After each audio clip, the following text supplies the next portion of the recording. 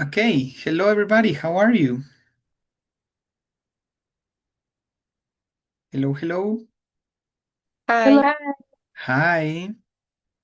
How are you? Fine, thank you. Fine. That's very good. I'm happy that you're fine. So, welcome. Today we are going to start with class number 9. We are almost finishing. And today we have two units. We have the biggest and the best, and I am going to a soccer match. Okay. So, we are going to start with the first unit. We are going to start with the unit about the biggest and the best, and we are going to talk about a little bit of geography. Okay, so geography are all these parts of the world, like all related to nature and the things that we can find. For example, mountains. For example, everything related with water, lakes, oceans, rivers, and all the things that we are going to see today. Okay, so we are going to find the corresponding picture or place for each name. But first, we are going to go one by one. Okay, so the first one is beach. So beach is this part that is everything related with water, the ocean, fishes, animals like aquatic animals, and beaches are the places in which are in coasts. Las playas están en costas, okay? And now we have desert. Now the desert is this hot place with sand, with some cactuses, but something interesting is that we can have deserts in places with ice, with snow. For example, in the in oh, I forgot, Arctic. En el Ártico we have deserts, desiertos árticos, desiertos de frío. No solo existen los desiertos cálidos, calientes, ¿ok? Forest is this like compilation or family of trees together with animals, with plants. So this is a forest. Okay, so beach, playa, desert, desierto, forest, bosque. Hill. We have hill and we have mountain. Hill is like a small mountain, but um, like the difference is that mountains can have snow and hills are smaller. Okay. Hill and mountain, los dos son montañas, pero la montaña más alta podría tener nieve y la montaña llamada hill podría ser una montaña más pequeña. Okay. Now we have island. Island is this place surrounded by water and is like a small portion of land. Una isla. Okay. Lake, it's this um, group of water in a place that it's surrounded with land. Okay, so they are like the other way around. Island is land surrounded by water, and a lake is water surrounded by land. Entonces, isla es tierra rodeada de agua y un lago es agua rodeado de tierra. Okay, mountain are higher and they can have snow. Now, the ocean is this huge part of water that it's almost all around our planet. Okay. We have river are these portions of water that start in a mountain and they finish or they can finish in the ocean. Un río. Okay. Now we have a valley. A valley is land, tierra, surrounded by mountains. Usually valleys are like straight, planos, okay? And have mountains around. Volcanoes, they have lava, they are like mountains with lava, and waterfall is when the water from the river is high and then it has to go down to continue. Waterfall is cascada. Okay. So we are going to go, or we are going to place or label the picture with the names. Vamos a nombrar los lugares de la naturaleza en la imagen. Ok. Where is the beach?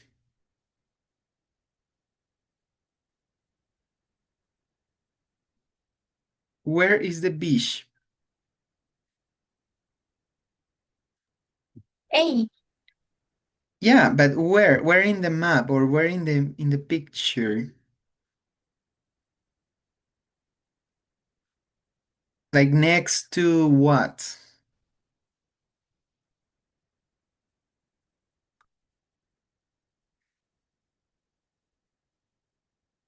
Okay? This is the beach.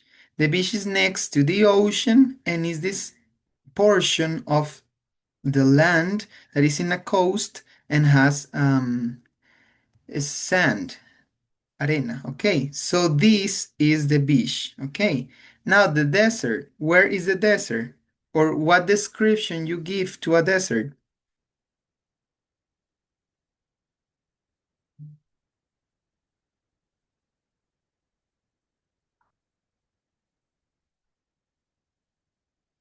Next to mountain. Next to the mountains, right here, correct. This is the desert. It's a land, it's so hot.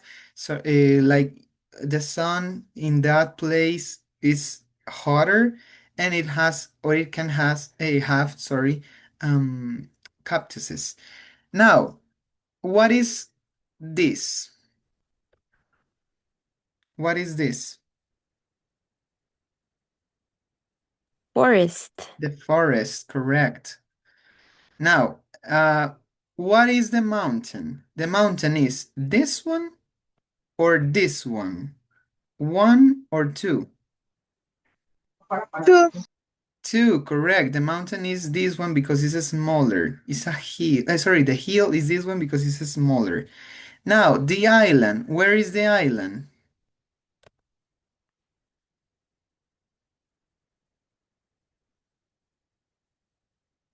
We have two together. The island is this one. It's surrounded by water.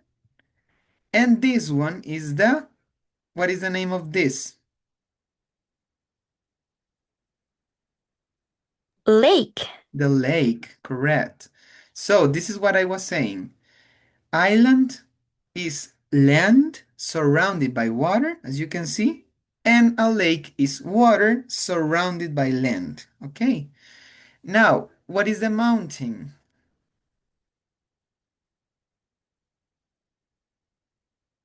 It will be easier like this. I will label like 1, 2, 3, 4, and 5. What number is the mountain?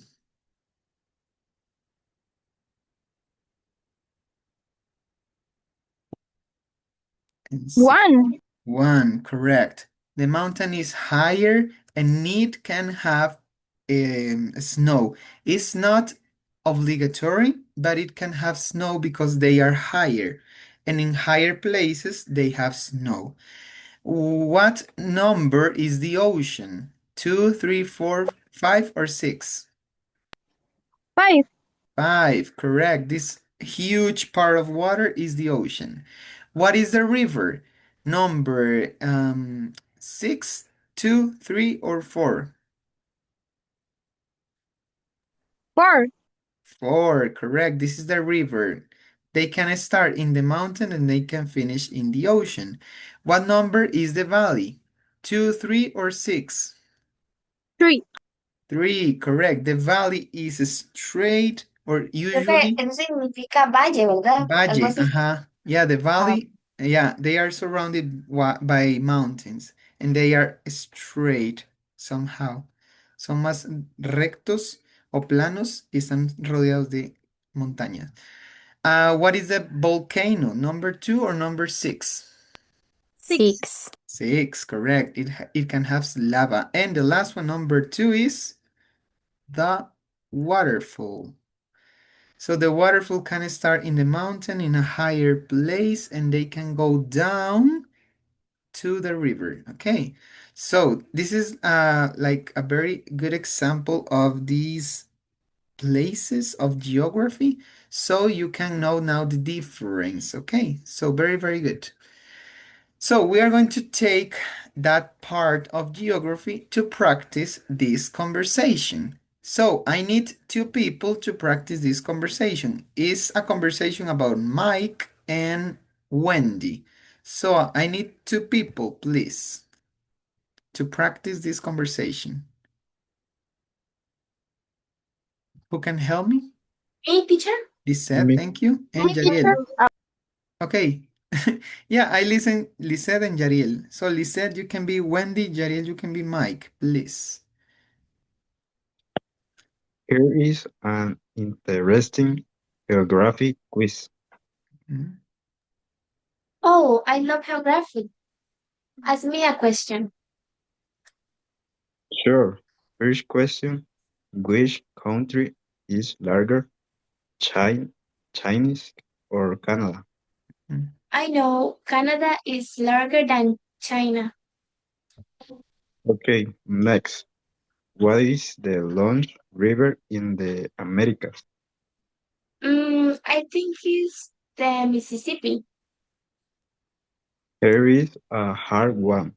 Which country is more crowded, Monaco or Singapore? I'm not sure. I think Monaco is more crowded. Okay, one more. Which South American capital city is the highest?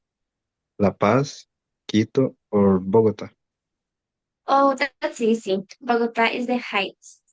Okay, very good. Thank you very much. So I'm marking these words larger, the longest, more crowded, the highest, because we are going to see comparatives and superlatives. Okay, so just the word geography, geografía, geography, okay? And the word I know interesting, it can be difficult, but the pronunciation is interesting, interesting, okay? So very good. Now, this woman said some answers about the questions. Now, we are going to listen the rest of the conversation and we are going to notice or to learn how many questions did Wendy get right. Okay, so she said some questions. We are going to listen if she got right all the questions, maybe one, maybe two. So pay attention which questions or which answers were correct. Okay, so let me play the audio.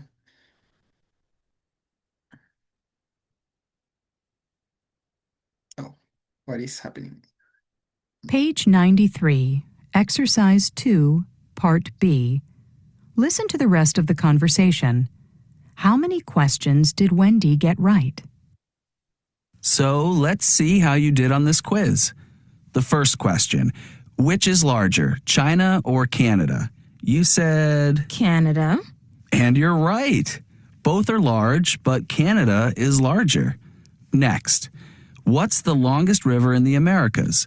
You said the Mississippi. Sorry, no, it's the Amazon. Oh, of course. This next question I didn't know. Monaco is more crowded than Singapore. So I got it right? I just guessed. And finally, you said that Bogota is the highest capital city in South America. Yeah, I remember hearing that somewhere. Sorry, Wendy, but you're wrong. La Paz in Bolivia is the highest. Really? Wow, I guess I didn't do so well. 2 right, but 2 wrong. Okay, so how many questions did Wendy get right? Two. Two questions. Very good.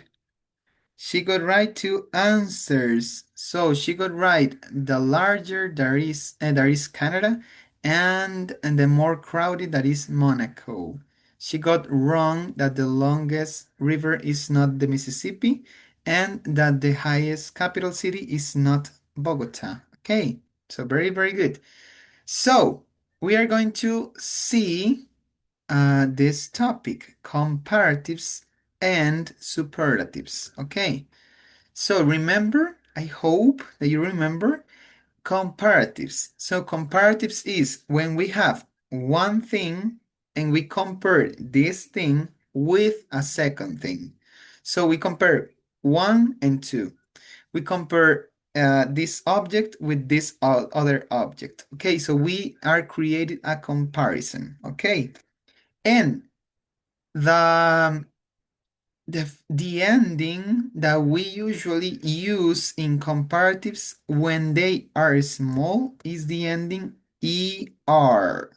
Okay, or we when they are longer we use more. Okay, so this is the ending for smaller adjectives, okay? So for example, a small adjective can be long, it's just one syllable. One small adjective, dry, one syllable, big, one syllable. So they are small. When they are short, we add the ending er. Long, longer. Dry, drier. Big, bigger. Okay. So I have an image that can help you, I hope. Okay, I'm gonna find this image and I'm gonna send it to you. This image is about the comparatives because we have short comparatives and we have to follow some rules. For example, when they are a normal adjective, we just add er. Long, longer. When they are small and they finish in y, we erase the y, we add I-E-R. Okay, dry, drier. And when they follow a pattern, consonant, vowel, consonant, we add or duplify the last consonant and we add er. Entonces esas reglas son las que hay que seguir para los adjetivos. Si es pequeño, se le agrega er. Si tiene finalización en y, se elimina la y, termina en ier. Y si tiene un patrón de consonante, vocal consonante, se duplifica o se agrega la última vocal de la palabra y se le agrega igualmente er. ¿Ok? So they work when they are small adjectives. When they are longer, more than two syllables, we have to add more and the adjective. Famous, more famous. Beautiful, more beautiful. And we have some examples of irregular adjectives. For example, good, the comparative is better. Bad, the comparative is worse. Far, que es lejos, the comparative is farther. Okay. So they are the comparatives. They finish the smaller ones in er, the longer in more and the adjective, and the irregulars they change. Okay. Now we are going to learn about the superlatives. Okay. So the superlatives is when they are the number one in something. Okay, they are the best or the most something. Okay, el más algo, el mejor, lo que sea. Okay, and what is the ending that we have? In comparatives, er, in superlatives, e, s, t. Okay, so this is the ending that we put, and they follow similar or the same rules, okay? When we have short adjectives, we add est. And we have to add the word the, because the or the is el or la, okay? Because we are going to say this is like the best one, the number one, okay? So, long, the longest. Dry, the driest. Big, the biggest, And you see they follow the same rule. For normal adjective, we add est. The ones that are short and finish in y, we add iest. And these ones that are consonant, vowel, consonant, we put the same consonant two times and we add est. Okay, so they follow the same rules that you can see. Now, when they are more than two syllables, we add the most. Okay, instead of more, we add most. Okay, and we put the same adjective. Famous, famoso, more famous, más famoso, the most famous, el más famoso. Okay, beautiful, hermoso, hermosa, more beautiful, más hermosa. The most beautiful, la más hermosa. Okay, and we also have the irregulars. So the irregular for good is the best. The irregular for bad is the worst. And the irregular of far is the farthest. Okay.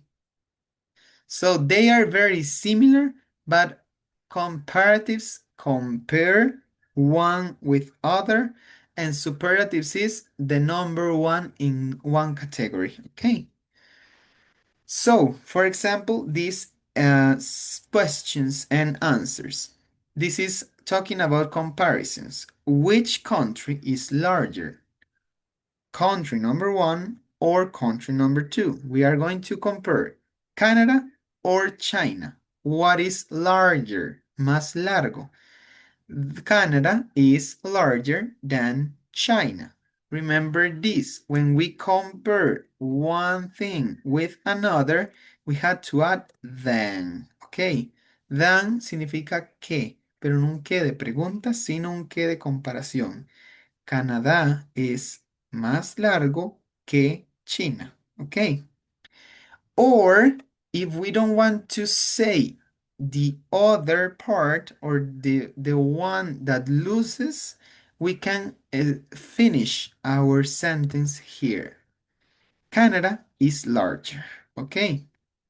Because we know that we are comparing. Porque sabemos que comparamos, podemos dejarla hasta aquí también. Which country is larger, Canada or China? ¿Cuál es más largo, Canadá o China? Canada is larger. Canadá es más largo.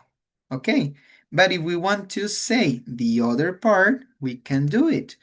Canada is larger than China. Okay, so we only use than when we are going to compare with the other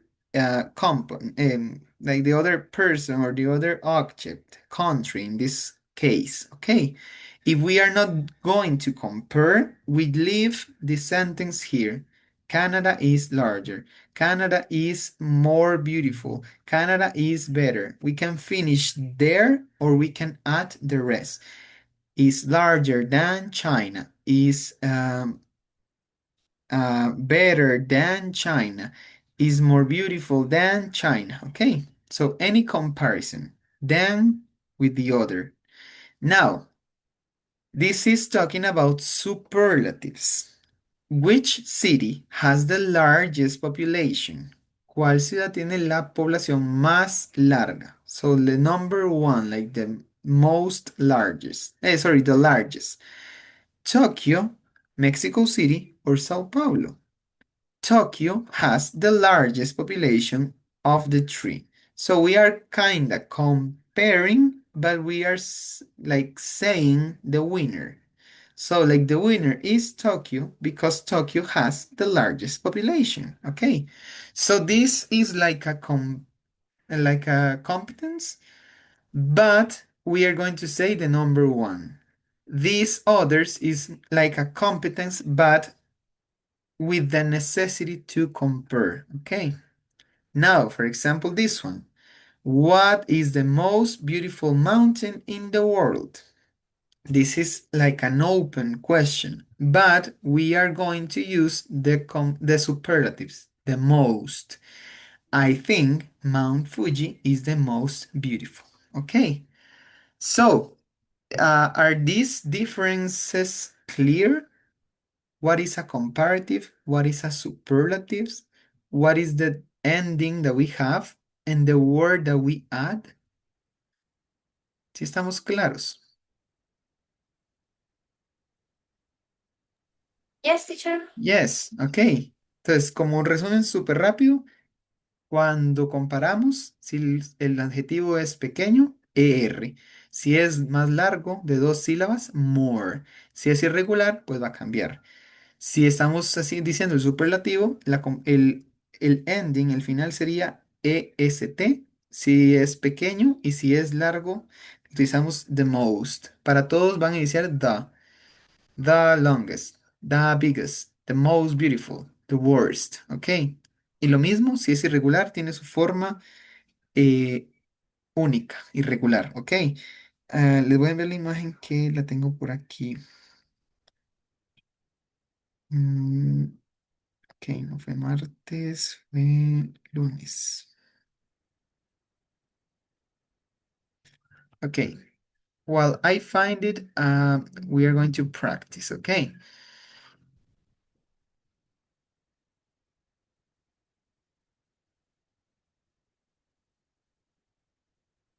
Okay, so we are going to use comparatives or superlatives. For the first four questions, we are going to use comparatives. For question 1, 2, and 3 and 4, comparatives. Okay. And for questions 5, 6, 7, and 8, we are going to use superlatives. Okay.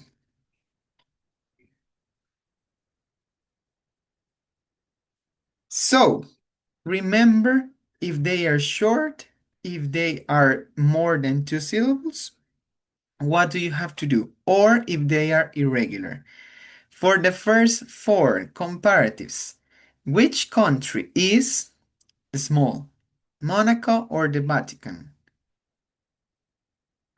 What is the comparative of the small?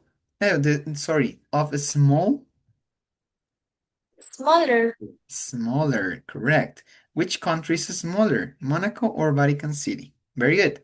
Now, which waterfall is high? Niagara Falls or Victoria Falls? What is the comparative of high? Higher. Higher, correct. It's short. Which waterfall is higher? Which city is crowded? Hong Kong or Cairo? Crowded es como más saturado, lleno de gente. Okay. So which city is crowded? What is the comparative of crowded? Is more than two syllables? More crowded Crowded. Uh-huh. or crowded? More crowded, correct. Which city is more crowded? Crowded is more than two syllables. We add more. Very good. Which lake is large? The Caspian Sea or Lake Superior?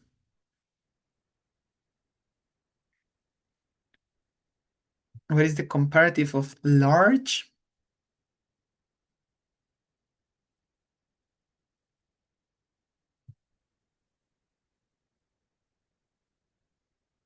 The comparative of large. Large is one syllable. Large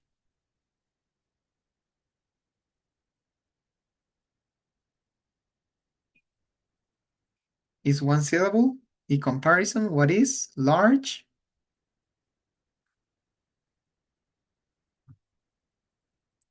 Larger. Okay.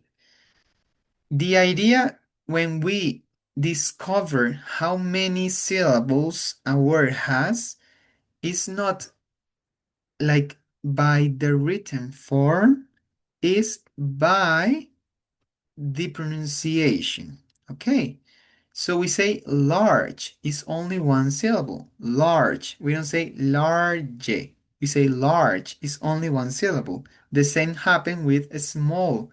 Small is only one syllable because the S alone is not a syllable. It goes together. Small, small.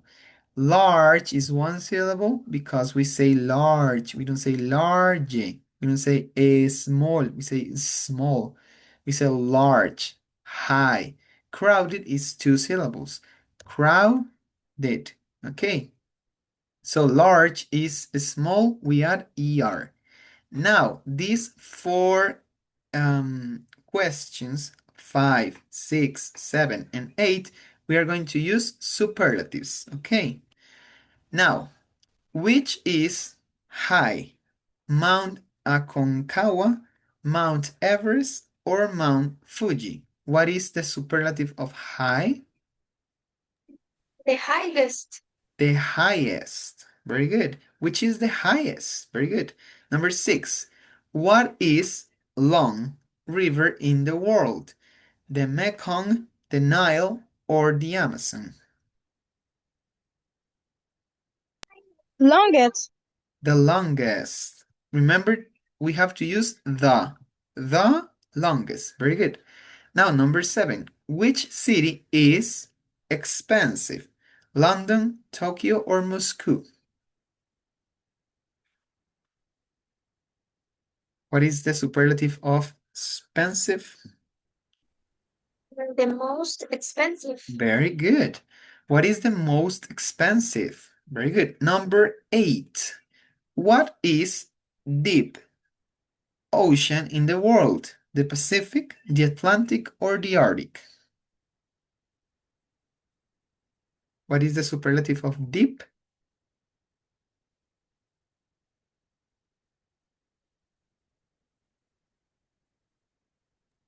I'm not sure the deepest.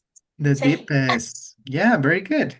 Deep is only one syllable. Deep, deep, deep. We don't say deep. We say deep. Only one syllable. Very good. So when they are longer, like expensive, expensive, three syllables, we use the most and we use the same written form, the most expensive. And for short ones, we use the ending est. High, the highest. Long, the longest. Deep, the deepest. Very good. So, are comparatives and superlatives clear? Yes. yes. Yes. Yes. Okay, that's very good. We are going to practice this at the end, so try to remember this material. Okay. Now, we are going to provide, for example, recommendations for these people. We are going to act, for example, that we are tourists, no, guide tourists, and these people ask some questions or they want some recommendation about places. So, because we are a tourist guide, we are going to recommend some places. So, for example, think about places in Costa Rica. We have Molly. Molly says, I really like quiet places where I can relax, hike, and enjoy the views. I can stand big crowds. So, quiet places, lugares tranquilos. Big crowds, mucha población, mucha gente. Okay. So, if Molly asks you for a recommendation for a place to go, what place from Costa Rica you would recommend her? So, what is a quiet place to relax, to hike, to enjoy the views with not so many people? From your opinion,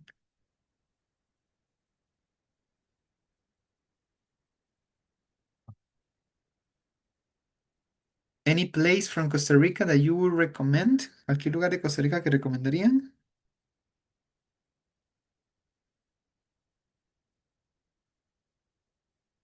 Any person, a recommendation? I don't know, teacher. I don't know. Maybe I Um, was beside. Okay, I listen to people. Sorry? What you said? I listen to people.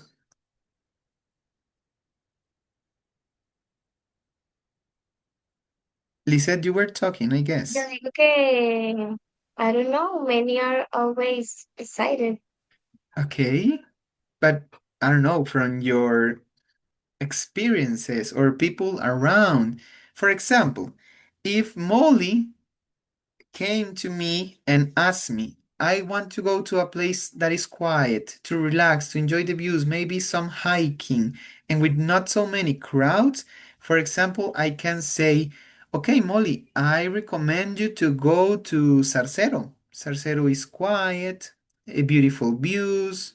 You can find some places to relax, maybe some hiking, not so many people. So, for example, Sarcero is a good place that I can recommend. Maybe, well, maybe we can recommend some cities from San Carlos. It's a good recommendation. So, for example, that. Now, let's try to recommend some place for Rod.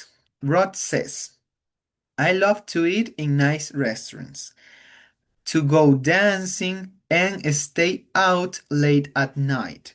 I don't like small towns. So, what place from Costa Rica you would recommend to Rod with that specifications?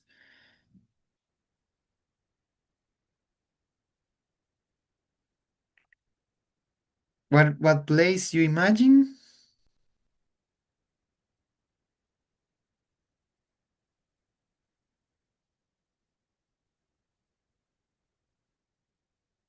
Any recommendation? A place with nice restaurants to go dancing and stay out night? At night? No, no small towns. So what place in Costa Rica is like that? Profe, no conozco ninguno. Okay. Maybe with that specifications, I imagine San Jose. I know San Jose is not beautiful, but they have bars and restaurants, and people can go to places like to parties. So maybe San Jose is it's an option. It's not the best option, but it's an option. I don't know if you agree. I don't know if you know maybe places, for example, in Limon. I don't know Limon, so I don't know if in Limon people can stay out late at night, or maybe if there are restaurants that are nice, or if there are places to dance. So maybe from my experience, I can say San Jose is not beautiful, but San Jose has all these things. So it's just like imagining that you have to provide recommendation. Now, try to find a place for Teresa. Teresa says, my favorite activity is shopping. I love to buy gifts to take home. I don't like modern shopping malls. So, what place is a good option for Teresa? Not a modern mall, not big places, but maybe a good place to shop and to buy gifts. So, what is a good option?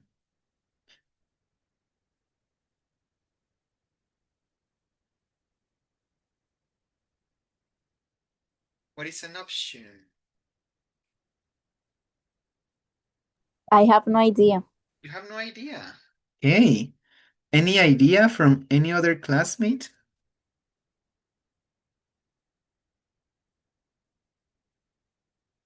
I imagine, for example, I can recommend Teresa, you can go to a mercado, maybe the Central Mercado.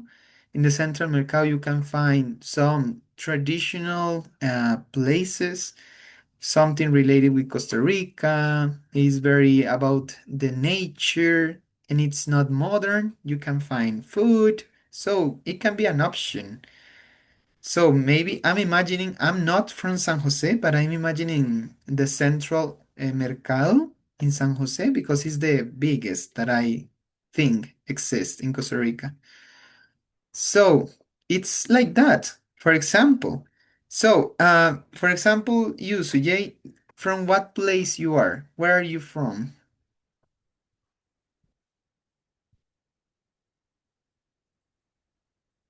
Sujay, where are you from?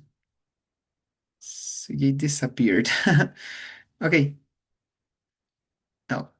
Any person, for example, you, Brigitte. Where are you from, Brigitte?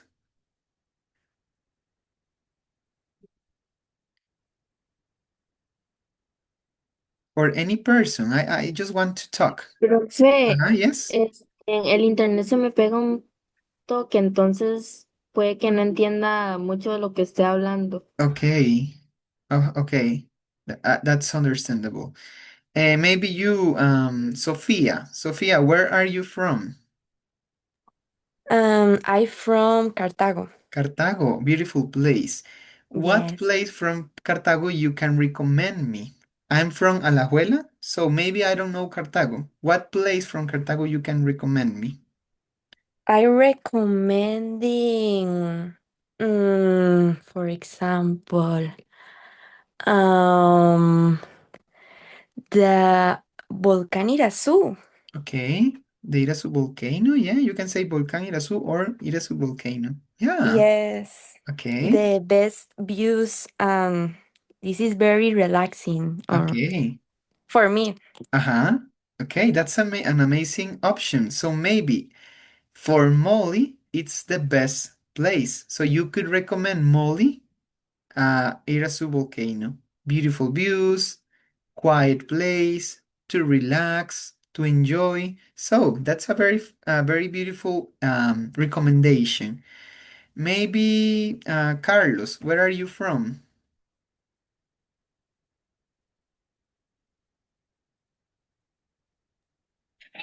I am from Limon. Teacher, Okay, sorry, Carlos. Who said teacher? excuse me, Yes. soy yo, Crisley. Es que me Okay. estaba fallando el wifi y justo cuando usted Okay. me dijo, me salí. Okay. Yeah. I noticed. Don't worry. It's okay. I can ask you later. Okay. Carlos, where are you from? Sorry. I am from Limon. Limon. Okay. What place from Limon you can recommend me? I recommend uh, Parque Largas. Okay. Yes. What is that? What you can do? I don't know Limon. Why? What do you do in that place? Or what is this place? Ah, this place. ¿Cómo se dice? Cerca del océano. O cuando está muy pegado al océano. Near or next to? Uh, the place Mm, is next to the oceans. okay. It's so beautiful. And the the mini shops. Okay. Uh-huh. The food is so delicious. Oh, great. So that's a very good place. So maybe that place is a good recommendation for Teresa, or maybe I don't know if it's big, but maybe for Rod because of food. So very good. And the last person, Chrisley, where are you from?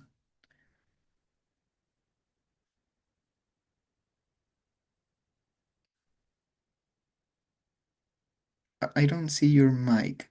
Or maybe, well, we can continue. It's okay.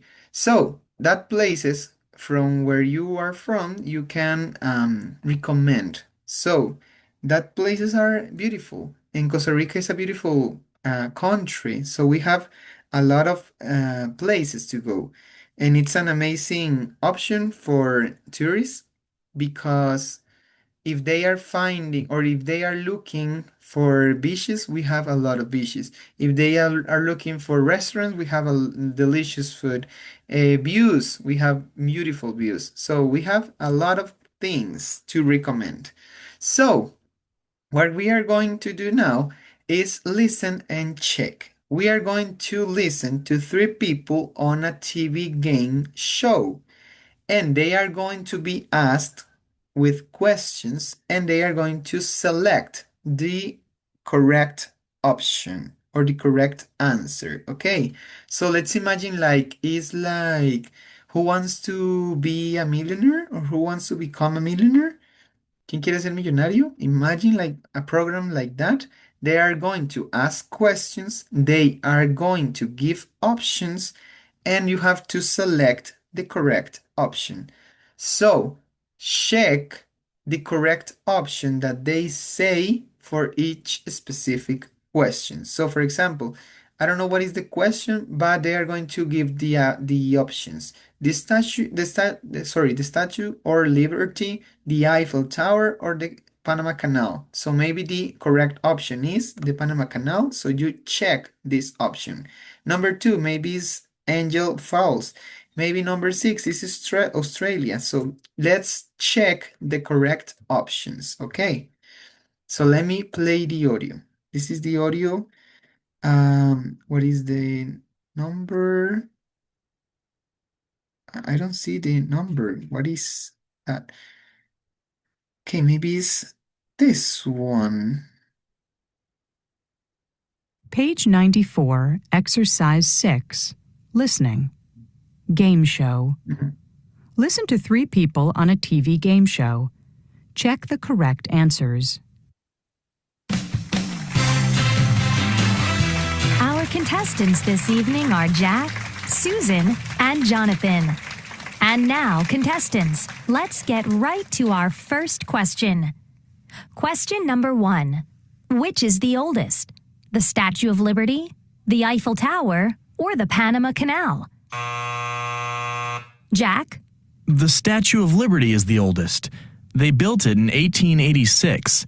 They didn't build the Eiffel Tower until 1889 and the Panama Canal until 1914. That's correct. Question number 2. What is the highest waterfall in the world? Is it Niagara Falls, Angel Falls, or Victoria Falls? Susan? Angel Falls is the highest. It's over 1,000 meters high. That's right. Question number 3. Which is the heaviest? A pound of gold, a pound of butter, or a pound of feathers? Jonathan? They all weigh the same. Yes. Question number 4. Which country is the largest? The U.S., China, or Canada? Nobody knows? Does anybody want to guess? Jack? China is the largest. No, sorry. Shoot. Jonathan? Canada is the largest. Correct. Question number 5. Which country has the largest population? India, Russia, or China? Susan? China has the largest. Very good. Question number 6. Which is the smallest? Australia, Argentina, or Brazil? Susan? Argentina is the smallest of the 3. That's right. Okay, contestants, the winner is... Okay, so sorry for the awful letter, but it's just to guide. So, what is the oldest? The Statue of Liberty, the Eiffel Tower, or the Panama Canal? The Statue of Liberty. The Statue of Liberty. Very good. What is the highest? Niagara Falls, Angel Falls, or Victoria Falls? Angel Falls. Angel Falls. Angel Falls, correct. What is heaviest? Gold, butter, or feathers? In a kilo.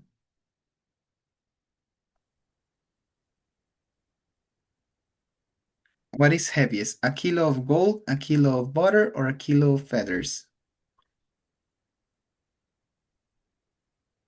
The same. The same, yeah, the same. A kilo is a kilo. It doesn't matter if it's this a kilo or this a kilo, okay? What is largest? What is the largest country? The US, China, or Canada? Canada. Canada. Canada, very good. Which country has the largest population? India, Russia, or China? China. China. China. Very good. And which country is the smallest? Australia, Argentina, or Brazil? Argentina. Argentina. Yeah, very good. So very good listening. Congratulations. So, let me just continue. We're going to see some questions that we can use with how. So, how high, how big, how good, how far. So, how. But we're going to practice this conversation first. So, I need now two other people to be Scott and one person who wants to be Beth. So who can help me practicing this conversation? Who wants to be Scott? Who wants to be Beth? Me? Sophia, thank you. Me, teacher. Juan, thank you. So Juan, you can be Scott, and Sophia, you can be Beth, please. Excellent. Okay, I listen. I'm going to Australia Yes. next year. Sorry, Sophia, sorry. It's the other way. Okay, Yeah, sorry. yeah, no, it's okay. Okay. Thank you. Yeah, Juan. I'm going to Australia next year. Aren't you from Australia, Beth? Actually, I'm from New Zealand. Oh, I didn't know. That's what is like there? Oh, it's beautiful. There are a lot of farms and it is very mountainous. Really? How high are the mountains? Well, the highest one is Mount Cook. It's about 3,800 meters high. You good? Wow. So how far is New Zealand from Australia? Well, I live in Auckland, and Auckland is about 2,000 kilometers from Sydney. Maybe I should visit you next year too. Very good. Excellent. Congratulations. So, we are going to see in some minutes these questions. The questions with how high, how far. Another one. No, we don't have another one. But questions with how, okay? Because how can mean a lot of things. So, we are going to listen to the rest of the conversation to answer. What else is New Zealand famous for? Okay, so what other thing is famous that New Zealand has? Okay, so this is the audio 9B.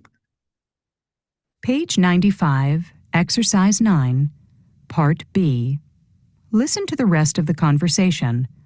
What else is New Zealand famous for? Tell me a little more about New Zealand, Beth. Well, it has some great beaches. There are some excellent surfing beaches in the North Island.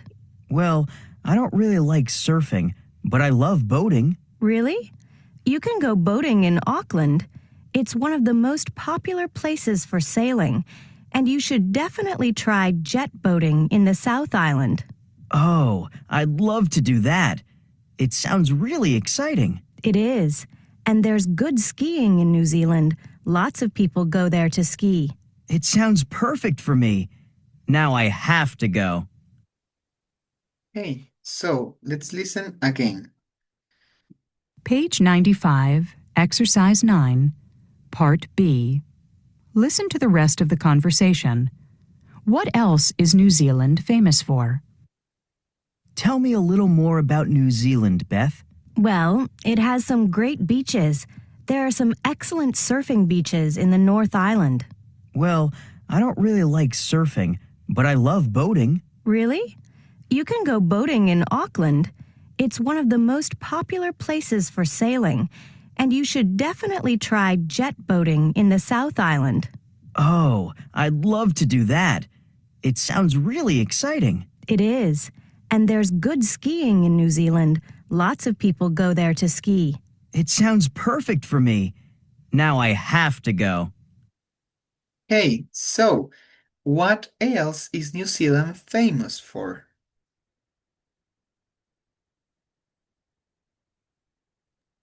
because The it has very nice beaches and you can go boating. Boating, boating Oh, with boats. Very good. So it is famous for its excellent surfing beaches, places for boating and skiing. So very beautiful country, New Zealand. So we are going now to practice these about how in questions. Okay. So remember how is como. Okay. But it can have different meanings depending on the rest of the question. For example, it's not only how, cómo, it can be how far, qué tan lejos, how big, qué tan grande o cuán grande, how high, qué tan alto, how deep, qué tan profundo, how long, qué tan largo por distancia o tamaño, how hot, qué tan caliente, and how cold, qué tan frío. Okay, so these can be some ideas of how in questions, and these are some options that can guide us to answer or to answer or to discover the question. You will understand me when we listen to the audio. So let's pay attention to the audio and then I can give you some tips to discover how to answer or how to discover the corresponding question. Page 96, Exercise 10, Grammar Focus. Questions with how. How far is New Zealand from Australia? It's about 2,000 kilometers, 1,200 miles. How big is Singapore? It's 710 square kilometers, 274 square miles. How high is Mount Cook? It's 3,740 meters high, 12,250 feet. How deep is the Grand Canyon? It's about 1,900 meters deep, 6,250 feet. How long is the Mississippi River? It's about 5,970 kilometers long, 3,710 miles. How hot is Auckland in the summer? It gets up to about 23 degrees Celsius, 74 degrees Fahrenheit. How cold is it in the winter? It goes down to about 10 degrees Celsius, 50 degrees Fahrenheit. Okay, so this cannot be difficult because how far is looking for an answer between one place and the other. What is the distance? How far? What is the distance between place 1 and place 2? How far is New Zealand from Australia? So it's a distance, kilometros. In this case, it's about 2,000 kilometers, okay? Entonces, alrededor de 2,000 kilómetros. This is the distance, how far they are. Now, how big is because we need a size, un tamaño, okay? So, in this case, it's 710 square kilometers, kilómetros cuadrados, okay? I'm using kilometers because we don't use miles or feet or Fahrenheit in Costa Rica, so kilometers and meters or Celsius is what we know. So big is looking for a size, far is looking for a distance. High is altura, okay? So something that you can see is that in the answer they use high because we need to see if they are talking about a size, a height, a distance. So high can help you to discover what they are talking about. So how high is Mount Cook? It's 3,740 meters high. Okay, so high, altura. How deep es profundidad? How deep is the Grand Canyon? And it also uses the word deep to discover what they are or what are you talking about? So it's about 1,900 meters deep. So they can give you the idea of what you are asking, okay? How long, qué tan largo, is the Mississippi River? It's about 5,970 kilometers long, okay? So these words exist to differentiate them, ¿ok? Nos ayudan para diferenciarlas. ¿Por qué? Porque sin la existencia de ellas, todas prácticamente serían lo mismo, que son 3.000 metros, que son 4.000 kilómetros, que son 5.000 metros, pero ¿qué? ¿De altura, de profundidad o de longitud? ¿Ok? And now, hot or cold, they are going to talk about like grades of or like temperature, Celsius in this case. And if it's something up, is because it's hot. And if it's something down is because it's cold. So for example, 23 Celsius or grades of Celsius or temperature is something hot, and something 10 grades Celsius, it's something down. So it's something cold. So we have to pay more attention about this to discover if they are talking about high, deep, or long. Because if they give us a size, it's because they are answering how big. If they are giving us a distance, it's because they are answering far. Okay. Entonces, far para distancias, big para tamaños, high para alturas, deep para profundidades, long para longitudes y hot o cold para temperaturas. Ok. So, for example, if I say it's about 2,000 kilometers deep, what is the question? How deep? If I say it's about 800 square kilometers, it's about how big is a size. If I say it's about 350 kilometers, and that, like that, old, what is the question? The distance, how far, okay? So, are they clear, these questions with how? Clear or no? If they are not clear, I can explain you again. Are they clear? Can you Yes. explain again, please? Yeah, sure. Okay, so if I can recommend you something is to write what is the meaning of each specific word. What is far? What is high? What is hot? What is deep? Okay, so to discover the traduction or the translation of these words can help you. So, how far is a distance? Entonces nos dicen que son una distancia. ¿Cuál distancia? Tantos kilómetros, tantos metros. Nada más. Es una distancia. How big es para una cantidad, una talla, sí, una talla, digamos, o ¿cuál fue la palabra que utilicé antes? Size. Sí, un tamaño. Entonces, en este caso, la palabra clave sería como square kilometers para descubrir de qué estamos hablando, porque dice how big es qué tan grande.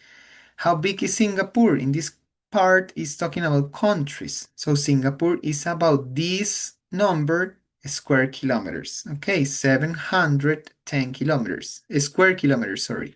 Entonces, how big es qué tan grande. How far, qué tan lejos. How high es qué tan alto. Entonces, la palabra clave para la respuesta sería utilizar high, porque si no utilizamos high o en las otras no utilizamos deep o long, solamente va a quedar una distancia. Porque si decimos es 3.740 metros, puede ser que nos referimos a una distancia, pero si ya decimos metros de alto, pues nos referimos a la altura. The same happens with deep and long. Deep is profundidad. So in your answer, you need deep. And the same happens with long. Long is longitud, largo. How long is the Mississippi River? It's about 5,970 kilometers long. So high, deep, and long need to be in the answer. Necesitan estar en la respuesta para descubrir qué preguntaron. Y las palabras hot and cold nos hablan de temperatura. Por lo tanto, vamos a hablar en la respuesta de una temperatura. Una temperatura alta significa calor. Una temperatura baja significa frío. ¿Ok? So, is this clearer? Más claro. Yes, now yes. Yeah, okay, that I'm happy. I'm happy that is clearer. So we're going to practice. But in this case, they are giving us the answer. So let's find the question, okay? So you have in here the options or the tip that you can follow to discover the question. So, for example, Niagara Falls is 52 meters high. What is the question?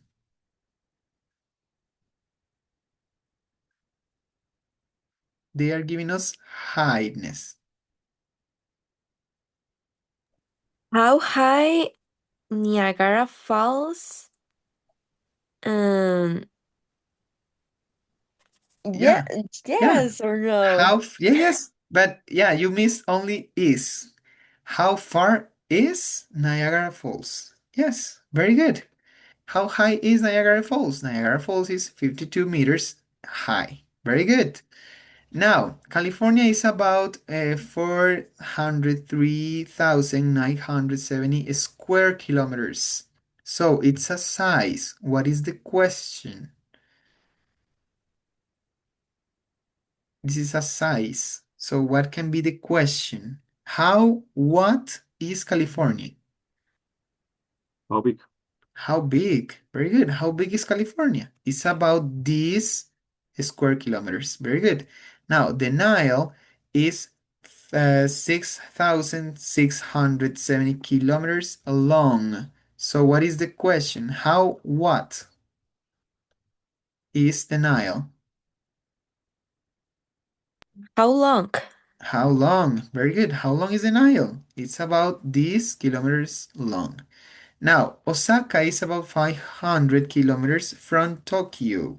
So this is a distance. What is the question? What is Osaka from Tokyo?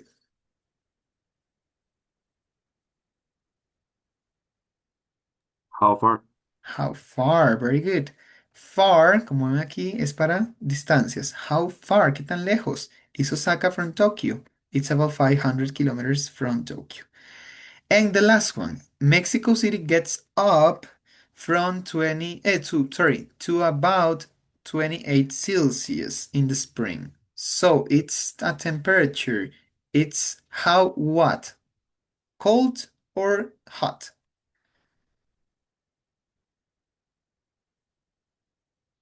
What is Mexico City? Hot. Hot. Very good. How hot is Mexico City in the spring? It gets up, it gets up up to about 28 degrees. Okay, very good. So are they clear? Clear as water. This is the ending of Yes. the unit. Yes, okay. So with this, we finish the unit, the highest and the biggest. Okay. So now we are going to start with the second unit of today. I am going to a soccer match. Okay. So this is the second unit for today. And we're going to talk about excuses. So excuses, you make an excuse when you don't want to accept an invitation, or if you can't go or can't accept. So it's if you want, if you don't want, if you can't, or if you don't want, if you can or can't, want or don't want. Ok, entonces si puede o no quiere, o si puede, o si sí puede, pero no quiere. lo que sea, es una excusa, ¿ok? And excuses, sorry, are for invitations. Okay, so they are some common excuses for not accepting an invitation. For example, I'm busy that night. Estoy ocupado, ocupada esa noche. I can't find a babysitter. No puedo encontrar una niñera, un niñero. I'm not feeling well. No me siento bien. I have to work then. Tengo que trabajar ese día. I have class that night. Tengo clases anoche. My parents are visiting from out of town. Mis padres me visitan de lejos de la ciudad. I need to stay home with my new puppy. Necesito estar en casa con mi nuevo perrito. My favorite TV show is on that night. Mi programa de televisión favorito es en esa noche. I have to get up early next morning. Me tengo que levantar temprano esa mañana. Okay. So, have you ever used any of these excuses? Or have you ever heard any of them? ¿Las han usado o las han escuchado usar?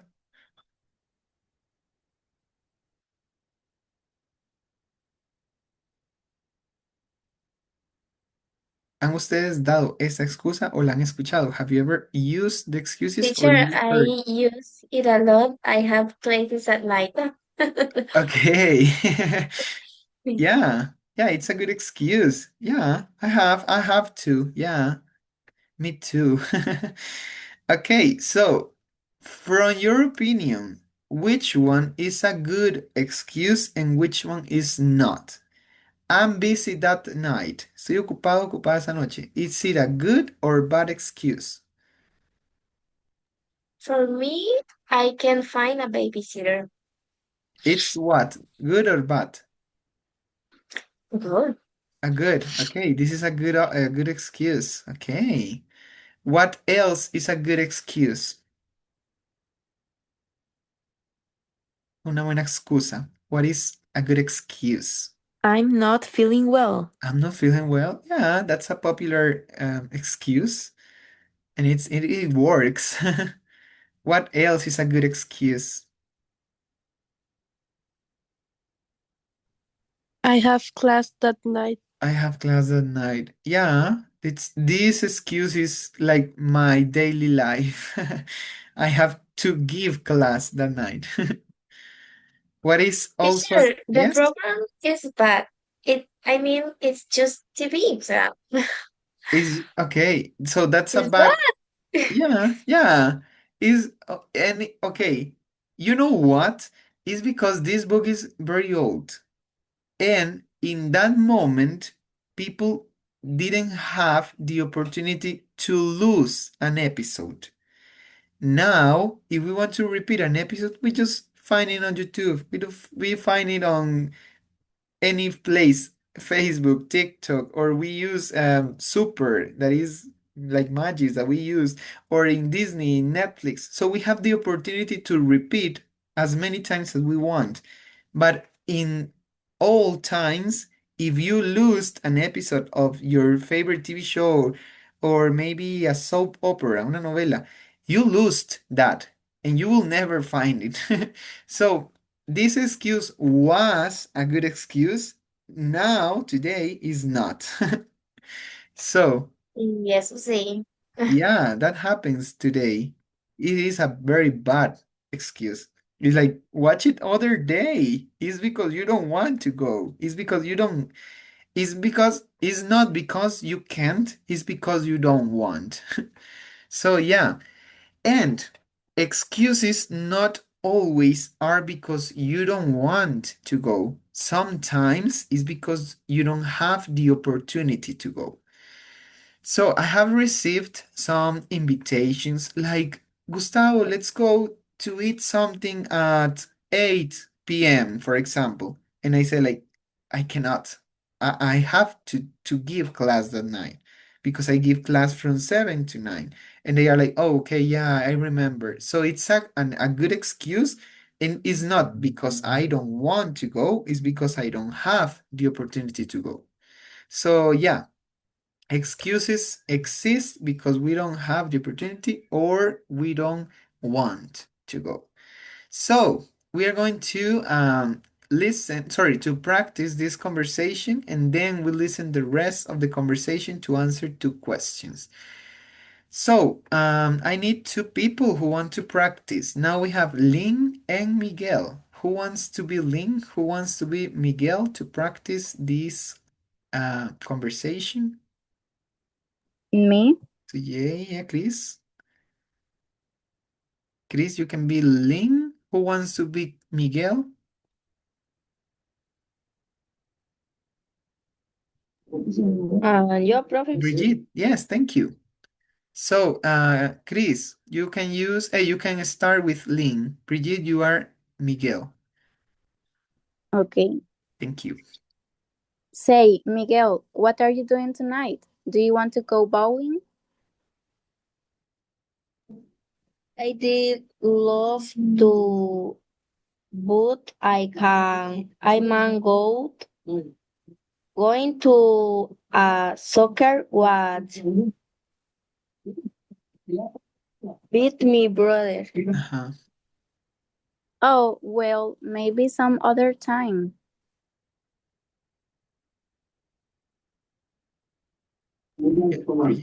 Are you doing any? Espere, profe. Anything tomorrow.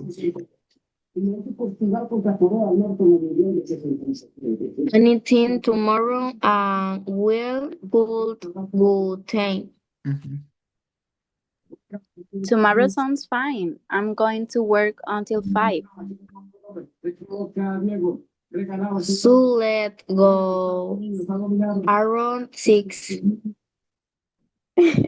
Okay. After work, maybe we can get some dinner.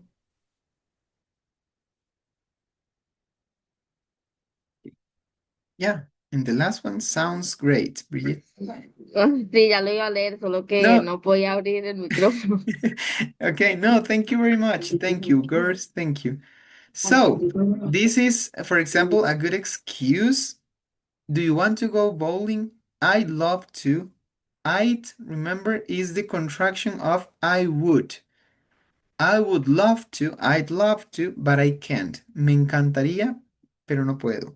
I would love to, but I can't. And then you can give extra information to make your excuse stronger. I'm going to a soccer match with my brother. So this is part of my excuse.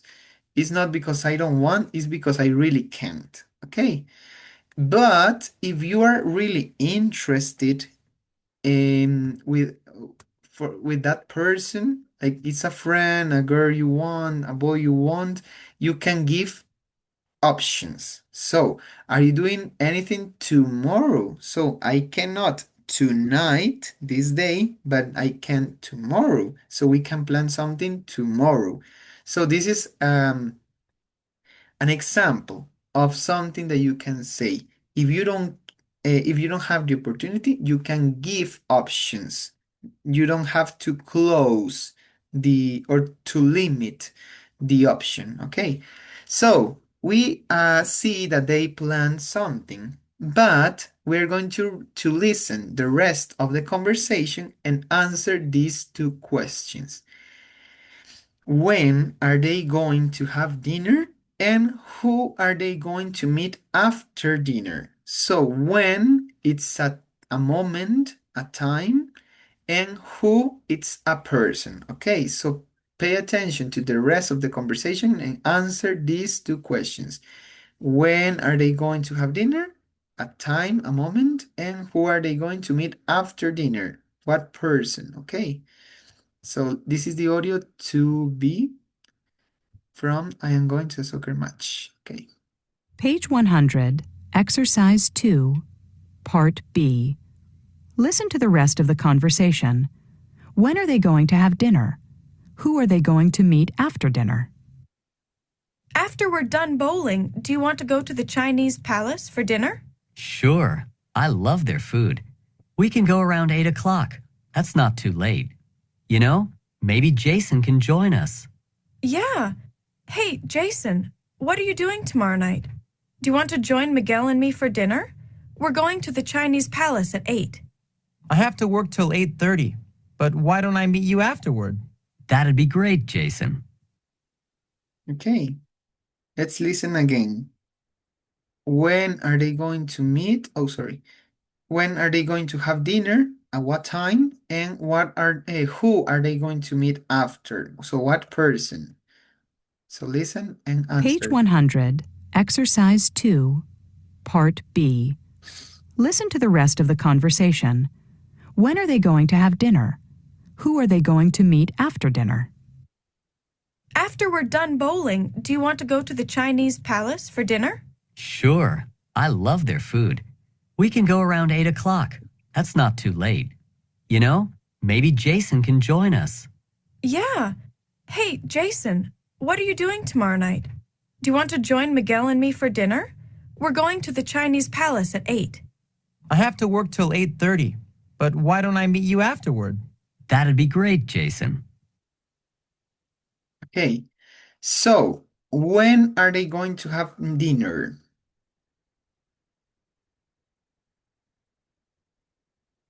At what time are they going to have dinner?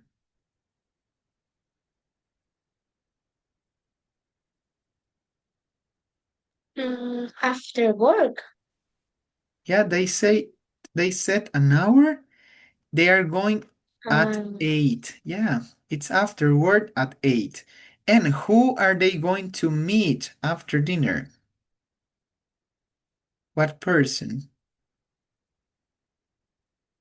Jason. Jason. And Jason is a friend, their friend Jason. So it's not like a date, it's like going out. Okay, like let's eat something with another friend. So very good.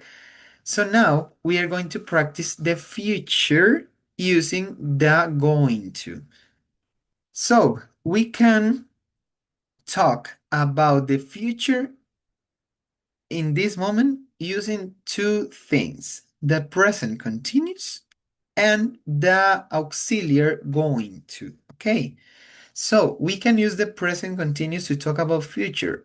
Isn't that weird? Yes, but it's because of the plan that we are creating. For example, what are you doing tonight? I am going to a soccer match. Okay, so this question is about tonight. Maybe it's 2 p.m. and I want to know what is Sophia doing at 8. So it's in the future because it's not now, that is 2 p.m. It's at 8 p.m. It's in 6 hours. It's in the future. So what are you what are you doing tonight? I'm going to a soccer match. Yo voy a ir o yo estoy yendo a un partido de fútbol. It's not because you're doing it now, but it's because you are going to do it in the future. Okay. Going to. Going to is future. I'm going to, I am going to a soccer match. So it's my plan in the future, but it's a really near future. Are you doing anything tomorrow? So tomorrow is in the future, mañana. No, I'm not. So in this case, this is a yes, no question because it's a starting, sorry, sorry.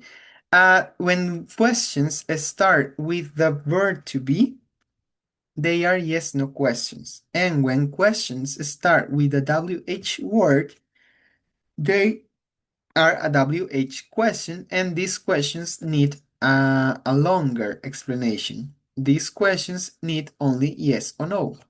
Entonces, las preguntas con sí y no inician con el verb to be.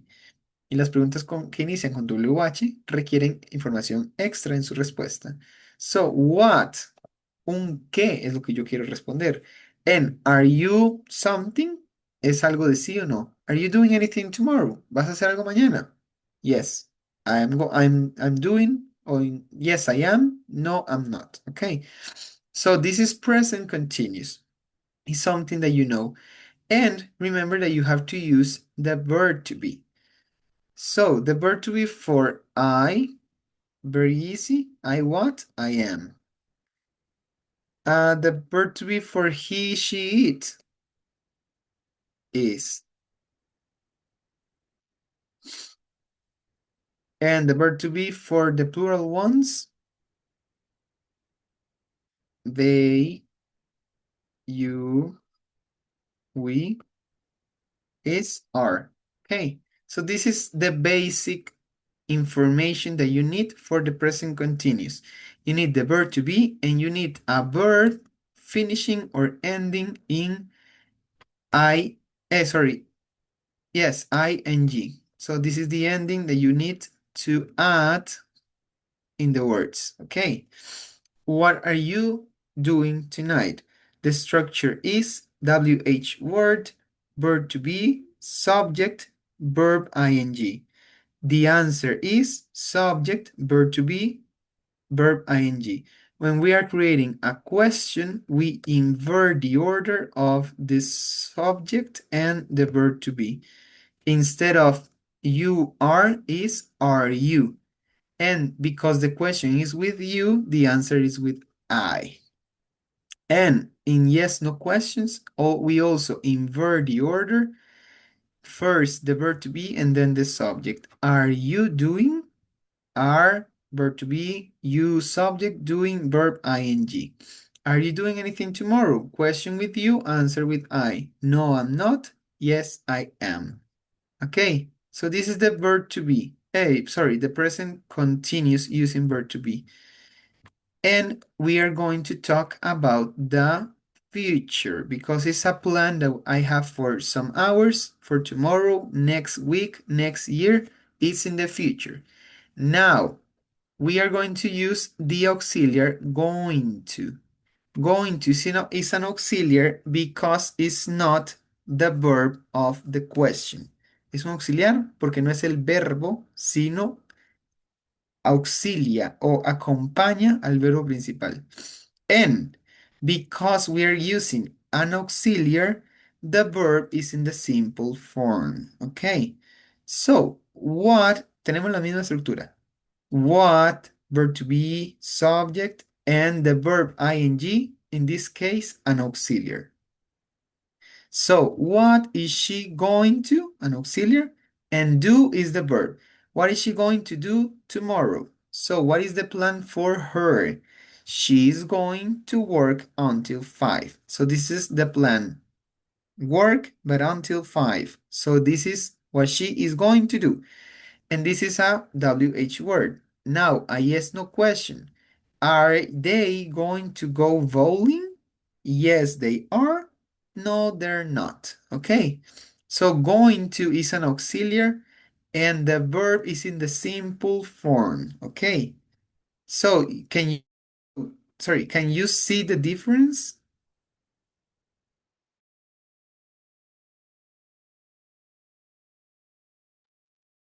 ¿Pueden ver la diferencia? I think the use of going to sounds more like future, okay? Because the present continuous talking about future depends on the time expressions. Entonces, para poder utilizar presente continuo en el futuro, vamos a depender de una expresión del tiempo. Para hablar de futuro utilizando el auxiliar going to, ya con solo el uso del auxiliar ya suena a futuro, sin necesidad de un time expression. Pero el time expression, la expresión de tiempo, nos va a ayudar a saber en qué momento de la vida estamos hablando. Por ejemplo, podríamos decir, what is she going to do? ¿Qué va a hacer ella? ¿Qué va a hacer ella? Ya es futuro, porque no lo está haciendo ahora. Si fuera ahora es qué está haciendo ella. Como es futuro es qué va a hacer ella. What is she going to do? But if we want to be very specific, we use a time expression. What is she going to do tomorrow? What is she going to do at night? What is she going to do after class? So it's about future. But the present continuous needs a time expression to see that we are talking about the future. Tonight is future, is in this night, but in some hours, future. Tomorrow, the day after today. Okay, so this is the main difference. They need a time expression to be future. They don't need a time expression because of the use of the going to. Ok, entonces estamos claros con eso. Ambas son futuro. Una depende de la expresión de tiempo, la otra no, porque utiliza un auxiliar que es de futuro.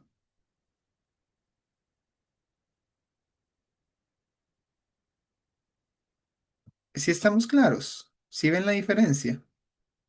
No quisiera que el tema quede ahí sin entenderse.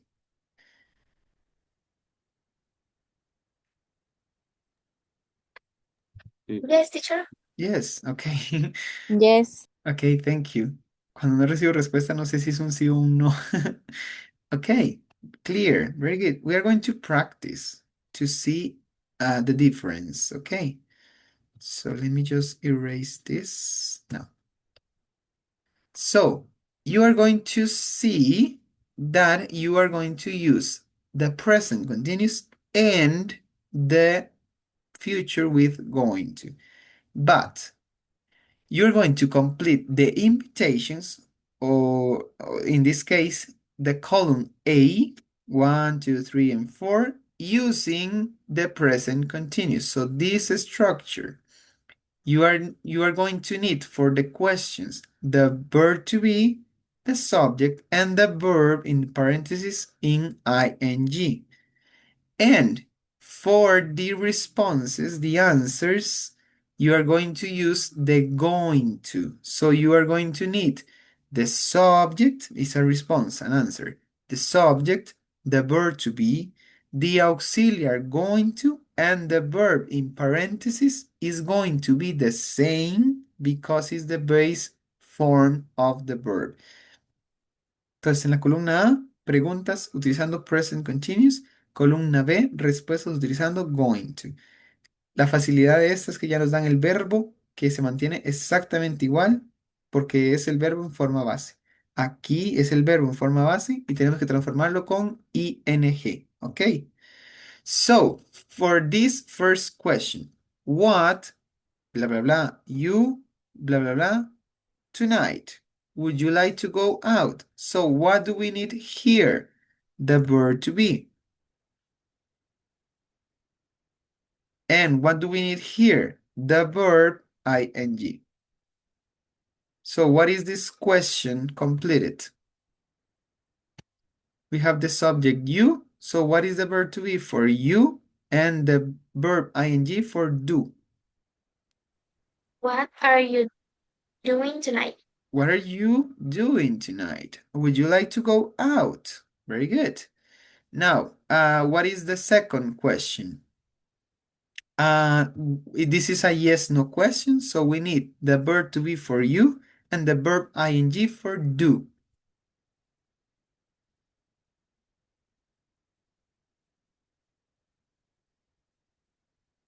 What is the verb to be for you and what is the verb ing of do?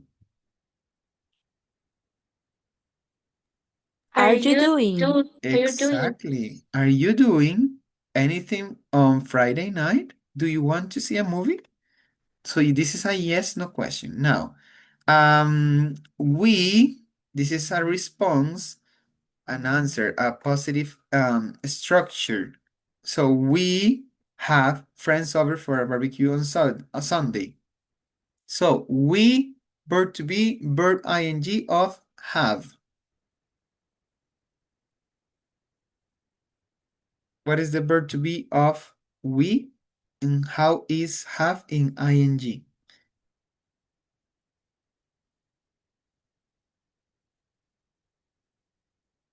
This is not a question, it's a sentence. So it's like this one. I'm going to a soccer match. So we need the subject, the verb to be, and the verb ing.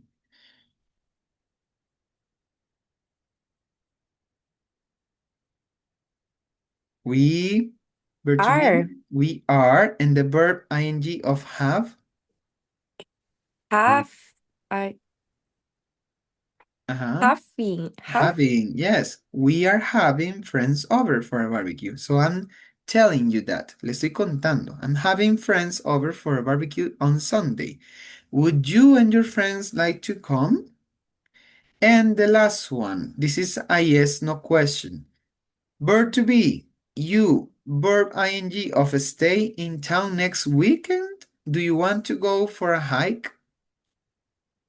Are you staying? Are you staying in town next weekend? Very good. Now, these are the questions. Now we need the answers using the future with going to. So we need the subject, the verb to be, verb be. We need the going to, the auxiliary, and we need the verb in the base form. So we need the verb in parentheses. Okay, so I, verb to be, going to, verb in simple form, here on Saturday. How is this completed?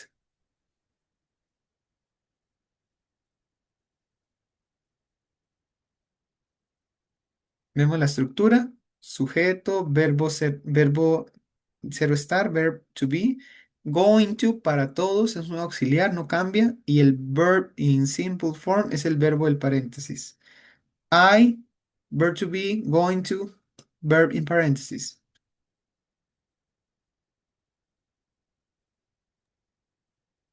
I am going to be. I am going to be here on Saturday, but but not on Sunday. Let's try to go on Saturday, okay? Well, my father visited my brother at college. So what is my father? My father, blah, blah, blah, going to, verb.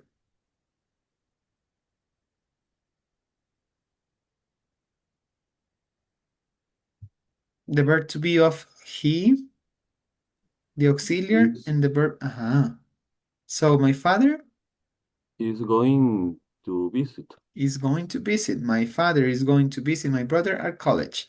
But my mother and I, so my mother and I, we be home. So my mother and I, verb to be for we, auxiliar, and verb in paréntesis. Todas estas siguen la misma estructura porque son respuestas.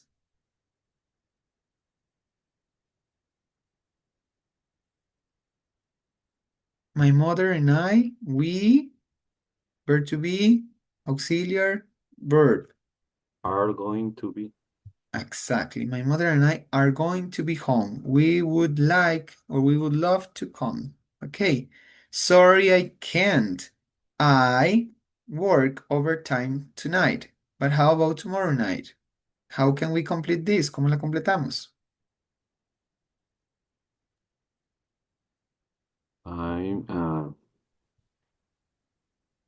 I'm going to work. Exactly. I'm going to work overtime tonight. And the last one, can we go to a late show? I stay at office until 7. So I stay. I am going to stay. Very good. I am going to stay at office until 9. Until 7. Sorry. Okay, very good. So if we can find the answer for these questions, we can practice. So, for example, what is the answer or the response for these invitations? Are you doing, what are you doing tonight? Would you like to go out? What is the answer for this question? A, B, C, or D? What are you doing tonight? Would you like to go out?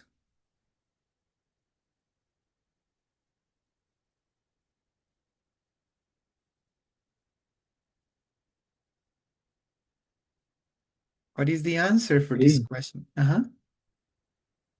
sí. C, correct. What are you doing tonight? Would you like to go out? Sorry, I can't. I'm going to work overtime tomorrow. How about tomorrow night? Very good. Are you doing anything on Friday night? Do you want to see a movie? What is the answer? Are you doing anything tonight? Sorry, anything on Friday night? Do you want to see a movie?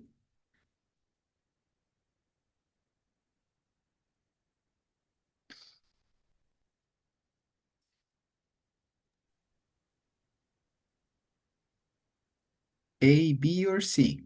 Oh, sorry, A, B, or D?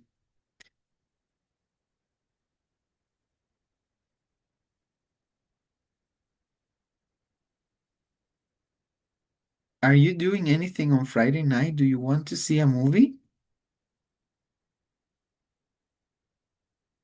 What is the answer?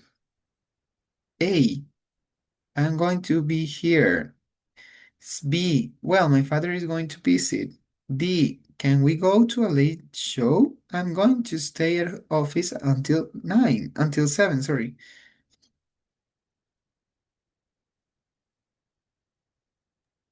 D. D, yes. I don't want or I don't like the option of a movie, but what if we go to a late show? So this is my proposal. Okay. Now, we're having friends over for a barbecue on Sunday. Would you and your parents like to come? What is the answer? A or B?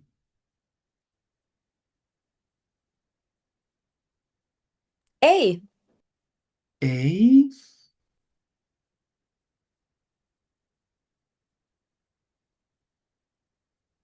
Yes.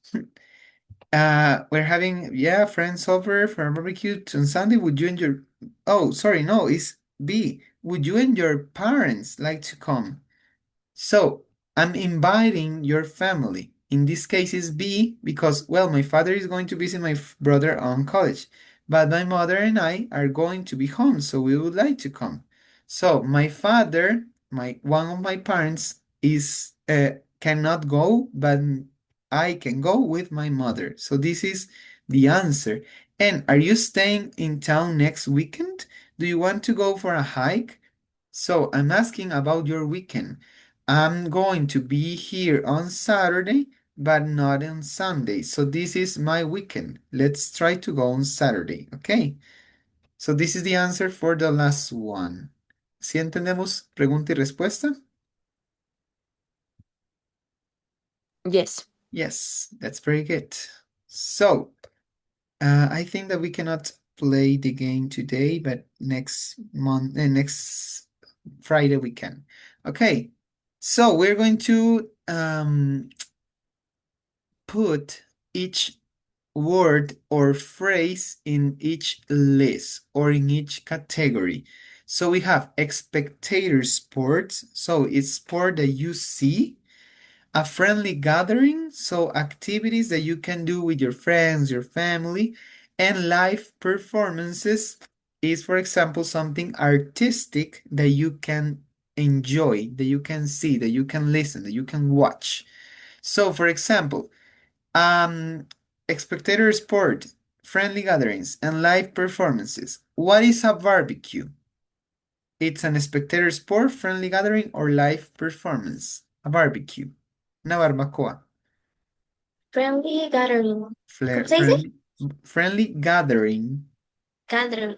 Gathering. Ajá, ese TH es como si fuera D. Gathering. Very good. Yeah, a barbecue is a friendly gathering. What about a baseball game? Spectator sport, friendly gathering, or a live performance? Spectator sports. Spectator sport. Yeah. A beach party. Spectator, friendly, or live? Friendly. Friendly. Very good.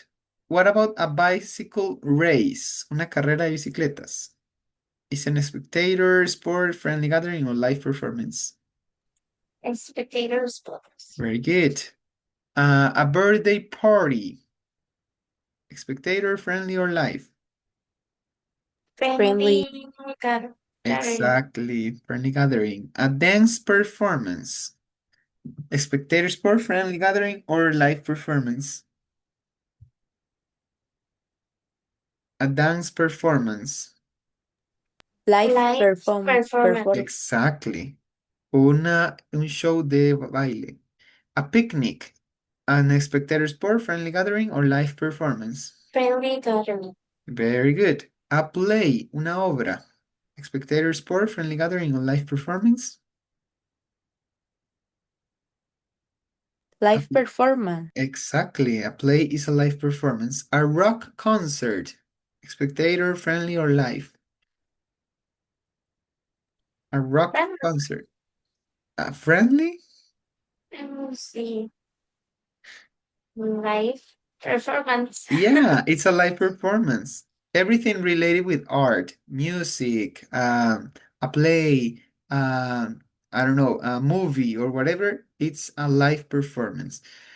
A singing contest, un concurso de canto, spectator sport, friendly gathering, or live performance.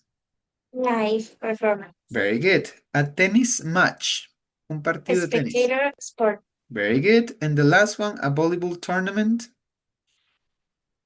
Spectator sports. Very good. Tournament es tornamento o como partidos, como la copa, por ejemplo. Very good. So let's try, because of time, let's try to skip this. If we have time, we can recover. But we need to see the rest of the information. So I'm gonna skip this, so sorry. I need to see this topic about messages, okay? So messages is when you communicate information from one person that you need to give to another. Un mensaje, okay? So you can use tell or ask. Tell es decir, ask es preguntar, okay? So when you have a statement, is because it's something that is established, okay? Something that is a reality and something that need to happen, okay? For example, the meeting is on Friday, okay? This is the statement. La reunión es en viernes. This is what is going to happen, is something established.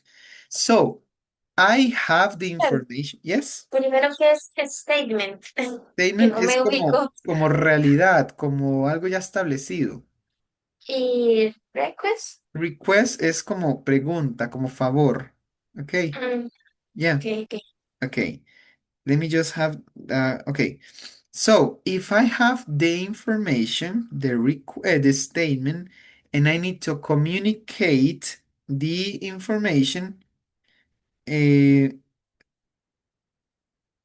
okay, I have to provide or to give the information that I have, the meeting is on Friday, I can ask a person to share this information, or I can like ask the favor but with a direction, okay? So, entonces cuando algo está establecido, yo pido comunicar el mensaje, pero no como un favor, sino como una obligación o como una tarea. For example, please tell her that the meeting is on Friday. Por favor, dile que la reunión es en viernes. So I'm asking for a favor, but it's like more like an obligation that I'm giving you. Could you tell her that the meeting is on Friday? ¿Le podrías decir que la reunión es en viernes? Would you tell her that the meeting is on Friday? ¿Podrías decirle que la reunión es en viernes? So, this is like a request that I'm giving or that I'm asking, but it's more like an instruction, ¿ok? Entonces es más como una instrucción. Y estas se inician de esa manera. Could you, would you, podrías, puede, tell her, tell me, tell them.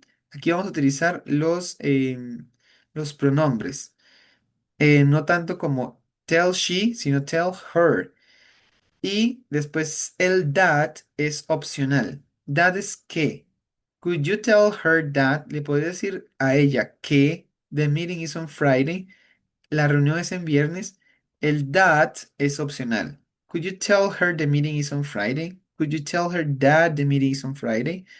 Ok, entonces está la estructura. Es un statement, es cuando algo está ya declarado como una realidad o algo ya establecido.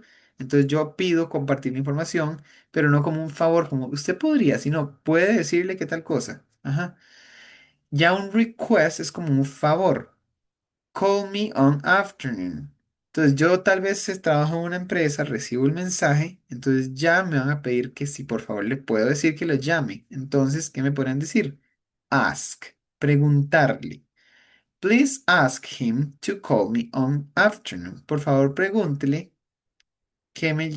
pregúntele o dígale que me llame, pero no es una instrucción, sino un favor.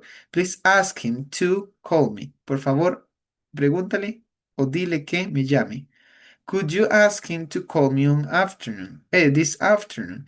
Podrías preguntarle que me llame, perdón, preguntarle para que me llame esta tarde. Would you ask him to call me on this afternoon? ¿Le podrías preguntar que me llame en esta tarde?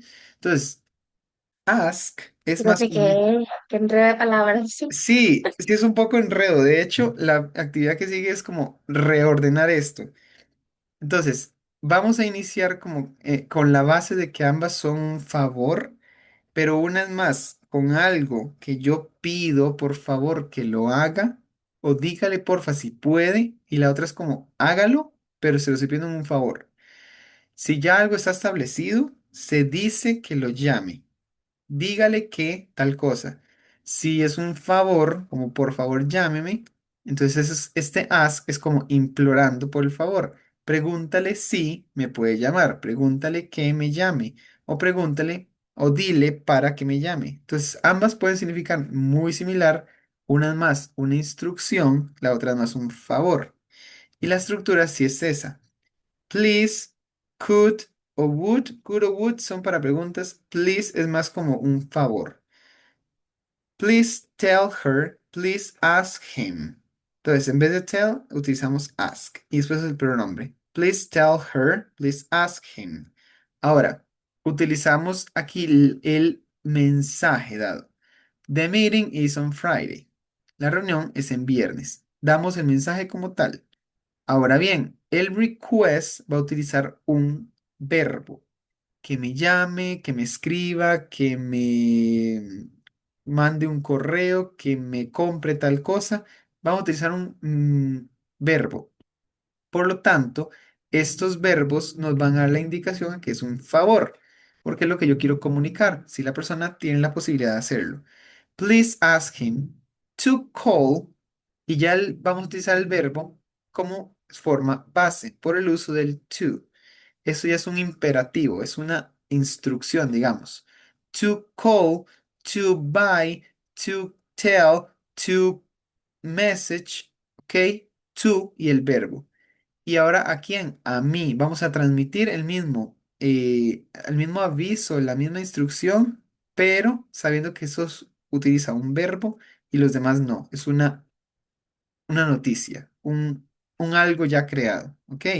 Entonces, estos statements no tienen un verbo como de instrucción. Sí existe aquí está el verbo, pero no es el verbo que define la instrucción.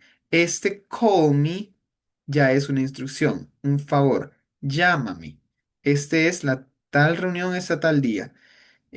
La fiesta es en tal día. La clase empieza a tal hora. Entonces, eso es un mensaje que transmito. El otro sí es un favor que pregunto que se realice. Pero para que eso quede más claro, mejor lo continuamos la otra semana. Sé que están cansados y demás, y aparte les tengo que explicar algo más. Entonces, para que vean que aquí tenemos que ordenar esto, entonces para que vean que la estructura va a cambiar solamente decirle tell o ask, pero vamos a retomar la otra semana. ¿Por qué? Porque quiero decirles que tenemos, como ven aquí, arribita, la tarea número 2, ¿ok? The second assignment. So you have the presentation, the topics, the biggest and the best, and I'm going to a soccer match of today, and the second assignment, la segunda tarea, okay? So this second assignment, if you open the assignment, you can see that is two parts, or that has two parts. You have the instructions. You have to put your email, your full name, and then the first section is a matching. Okay. What do you have to match? You have to match each sentence with the correct response using so, to, neither, or either. And you have to show agreement with the grammatical structure. Entonces, ¿cómo era esto de de dar la misma opinión? Si la pregunta o la oración es positiva, I like, I do, I can, todo eso es positivo, yo puedo, a mí me gusta, yo hago, la respuesta tiene que ser congruente a lo dicho.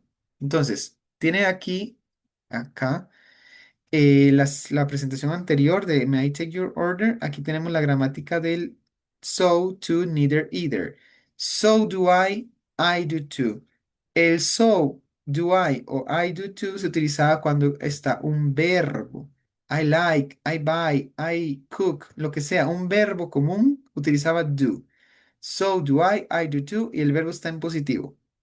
Ahora bien, si el verbo está en negativo, I don't like, she doesn't cook, lo que sea, verbo es neither do I o I don't either. ¿Ok?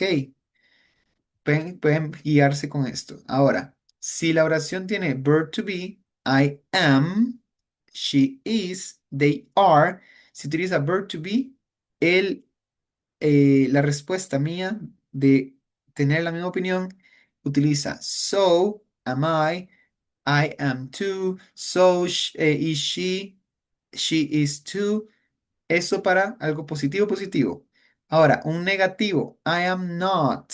Utiliza verb to be negativo. Las negativas van a ser unas respuestas. Neither I am, I'm not either. Y ahora bien, si estamos utilizando un auxiliar como can, entonces este can es positivo, la respuesta sería so can I or I can too. Si está negativa, I can't, sería una respuesta negativa. Neither can I can either. Ok, tenemos esto para que lo recuerden. Tienen dos posibilidades de respuesta para cada una de las preguntas que está aquí en la tarea. Entonces ustedes leen cada una de esas oraciones que vienen acá. I like, aquí está cortado, pero es que si lo abro salen las respuestas. I like hiking, creo que decía. Entonces, este like es un verbo. Utilizaríamos que el so do I o I do too. No les vale respuestas, pero para que lo sepan. Presten atención a que hay varias opciones. Entonces, para que vean si es el do o el does, si la respuesta es con ella, con does, o si es con I, con do. Tienen que ser muy coherentes con la respuesta, ¿ok? Entonces, eso con la primera parte. Y con la segunda parte es, Profe, ajá, dime. una pregunta, digamos, ahí sale la pregunta y uno nada más elige uno. Ajá, puede elegir uno.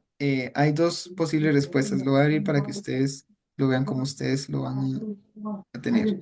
No voy a escribir nada aquí, solamente una letra para que pueda avanzar.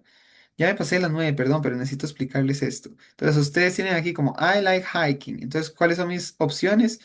So does she, I don't either, neither I can, so am I can too, so do I, neither I do, so do I, and neither I am, so can I. Ok, entonces, I like hiking. Yo digo que sería, por ejemplo, esta.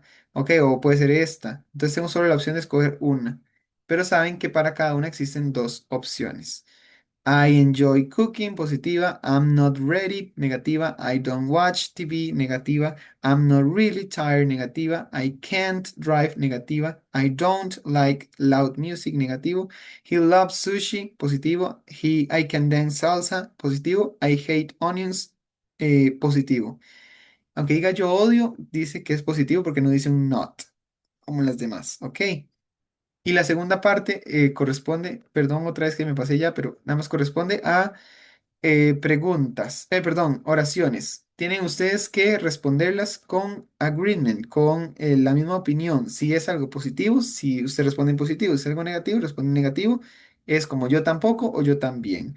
I love chocolate. Tienen que responder si es positivo con el so o con el to. y ver lo mismo, si utiliza verbo, si utiliza el verb to be o si utiliza un auxiliar como can't, si está negativa o positiva y así. Entonces es lo mismo en las dos partes, una ustedes responden con la respuesta correcta, valga la redundancia, y aquí ustedes dan una respuesta a al statement, a la oración ya dada. Amo el chocolate, ¿qué van a decir ustedes? Yo también. ¿Cómo escribo yo también? Es lo que ustedes tienen que ver. Aquí tienen la presentación, la anterior, ustedes la pueden encontrar aquí en Google Classroom para que lo puedan reanalizar. Aquí está en el May I take your order. Aquí está esto en la página 6 de la presentación y tienen, recuerden, el video que ustedes pueden revisar. ¿Ok? Entonces, ¿estamos claros con la tarea? Tiene solo dos partes, vale 15%. Ahorita igual se los comparto por WhatsApp. ¿Sí estamos claros? Yes. Yes. Yes, ok. Igual cualquier pregunta me pueden preguntar, vale la redundancia. La tienen aquí en Google Classroom. Tienen hasta la otra semana para enviarla. Aquí dice la fecha límite, 19 del 6, o sea, el otro viernes antes de la clase. Entonces, para que lo sepan, ya son las 9:04. Me disculpo de nuevo por el tiempo que nos pasamos. Le tomé una foto a los participantes o a los asistentes de la llamada. Entonces, ahorita les coloco aquí presente o ausente a cada uno de ustedes. Ok, pues estamos así. Nos veríamos el siguiente viernes. Cualquier pregunta, cualquier duda, con muchísimo gusto. Disfruten su fin de semana. Thanks, teacher. Thank you. Thank you, teacher. Thank you. Bye. Bye. Bye.